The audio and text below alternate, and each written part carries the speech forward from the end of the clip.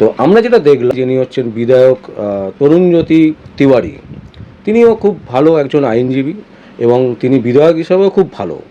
কিন্তু যেটা আমরা দেখলাম, যেই জায়গাটা আমি আপনাকে প্রশ্ন করতে চাইছি, যে তিনি তৃণমূল কংগ্রেসের বিভিন্ন পার্টি অফিসে যাচ্ছেন এবং সেখানে গিয়ে পার্টি অফিস ভাঙছেন, ভাঙার পরে সেখানে ঢুকে তিনি অনেক কিছু পাচ্ছেন এবং তার সাথে অস্ত্র তুলে নিয়ে দেখানো হচ্ছে যে এই অস্ত্রগুলো দিয়ে আমাদের মারা হতো।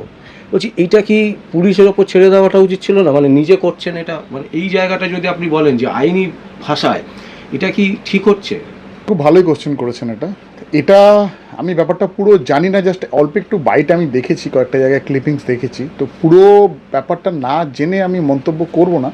বাট এটা যেটা হওয়া উচিত সেটা হচ্ছে পুলিশকে সঙ্গে নিয়েই অপারেশনটা, মানে এই জিনিসগুলো খুঁজে পাওয়া উচিত এবং পুলিশই পুরো ব্যাপারটা সিজার করবে, সেটা ভিডিওগ্রাফি করে এটাকে যেগুলো যা কিছু উদ্ধার হবে, অস্ত্র যেগুলো আর্মস অ্যাক্টে আছে সেগুলোকে সিজার করে প্রপার অনুযায়ী তার কেস হবে, যেখানে যে প্রেমাইসিসে যেটা পাওয়া যাচ্ছে তার নামে কেসটা ফাইল হবে।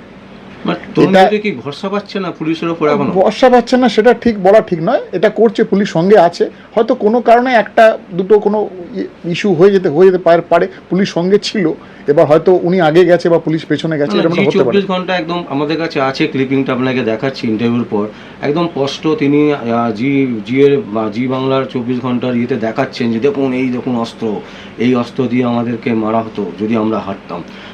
আমরা জানি যে তৃণমূল কংগ্রেস হয়তো সত্যিই মারতো, যদি আমরা বিজেপি যদি হারতো তাহলে হয়তো তৃণমূল কংগ্রেস থেকে আজকে রক্তগঙ্গা বইতো। আমি যেখানে থাকি মানিকতলা, বাসন্তী কলোনি, পুরো বস্তি, কত ঘর ছাড়া হয়েছে 2021-এ। আমি 4টে থানায় ঘুরে আমার একটা জুতোর সোল হয়ে গেছে, জানি।